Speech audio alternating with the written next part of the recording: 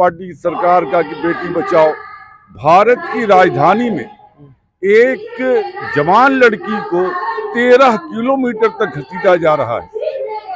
ये कौन सा हिसाब है भाई? दोस्तों, इस वक्त हम मौजूद हैं बाराबंकी की सरजमी पर। यहाँ पर पीस पार्टी राष्ट्रीय स्वराज रैली कर रही है।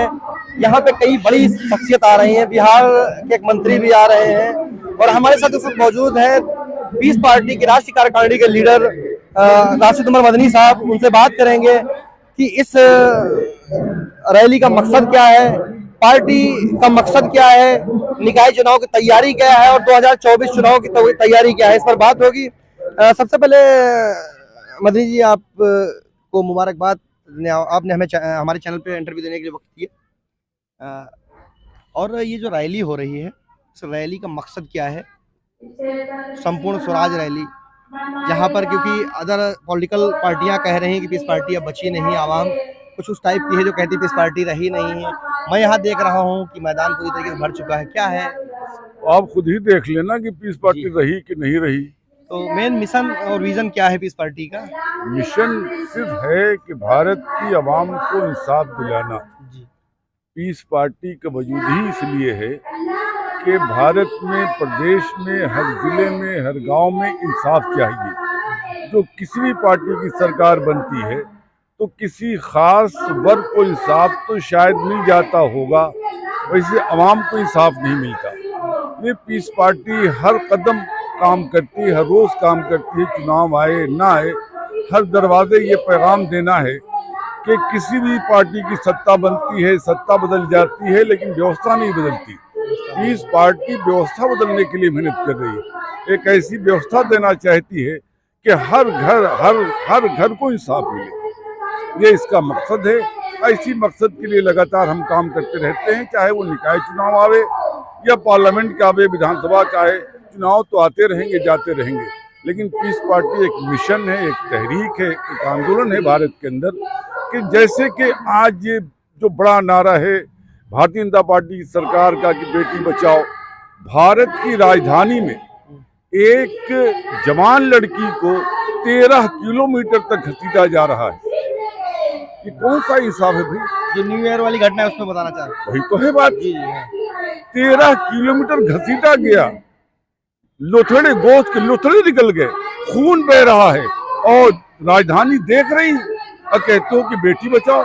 कैसी सरकार है? किसको इंसाफ देने की बात करती है कि हमने दे दिया, अनाज दे दिया खाने को? अनाज देने वाली सरकार देश के लोगों को कमजोर करती है। देश की आवाम को काम चाहिए, अनाज नहीं चाहिए, रोटी नहीं चाहिए, काम चाहिए। वो रोटी बना लेंगे, जब काम होगा तो किसी का अनाज का मोहताज नहीं होगा। आज हमारी जो सरकारें चल रही, किसी पार्टी की सरकार, लेकिन न्याय नहीं है। पीस पार्टी का यही नारा है और आज पार्टी का जो मेन विषय यही है कि संपूर्ण स्वराज। देश आज़ाद है लेकिन देश के लोग आज़ाद नहीं हैं, देश के लोगों के बीच में इंसाफ नहीं है। पीस पार्टी, हम तमाम लोग पीस पार्टी में लग कर के ये कोशिश कर रहे हैं कि कल सत्ता भी बदलेगी और इंशाअल्लाह हमारे हाथ में सत्ता आएगी, पीस पार्टी की सत्ता होगी। तो पीस पार्टी के नहीं, उत्तर प्रदेश सरकार की सत्ता होगी, भारत सरकार होगी, न कि मोदी सरकार होगी, योगी सरकार होगी, अखिलेश सरकार होगी। उन लोगों की सरकार होती है, उत्तर प्रदेश की सरकार नहीं होती, भारत की सरकार नहीं होती। आज किसी से पूछो किसकी सरकार है?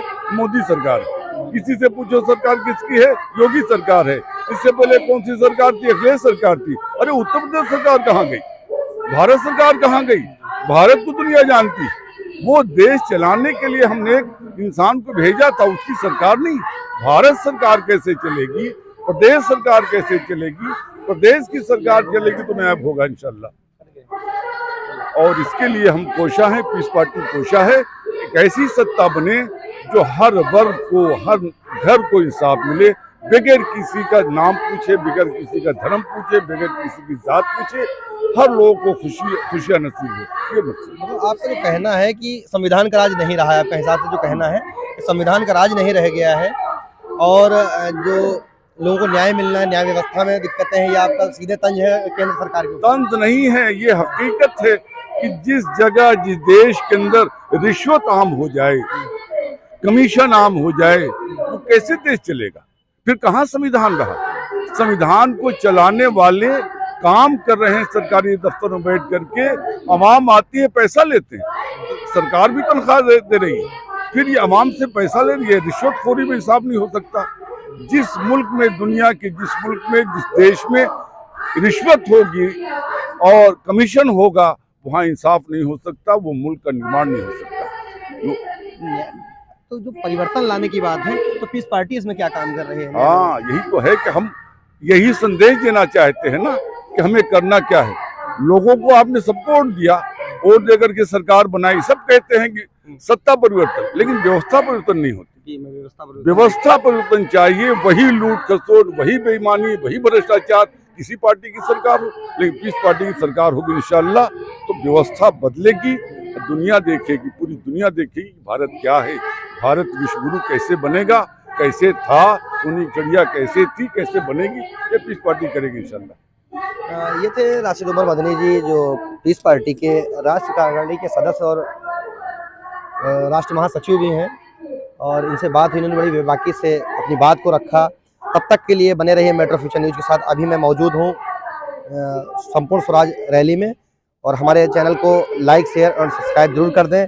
शेयर इसलिए कर दें, बहुत से लोग जो चाहने वाले पीस पार्टी के हैं, ठंड की वजह से नहीं पहुँच पाए हैं, वो यहाँ के प्रोग्राम को देख और समझ सकें। तब तक के लिए बने रहिए मेट्रो फ्यूचर न्यूज़ के साथ।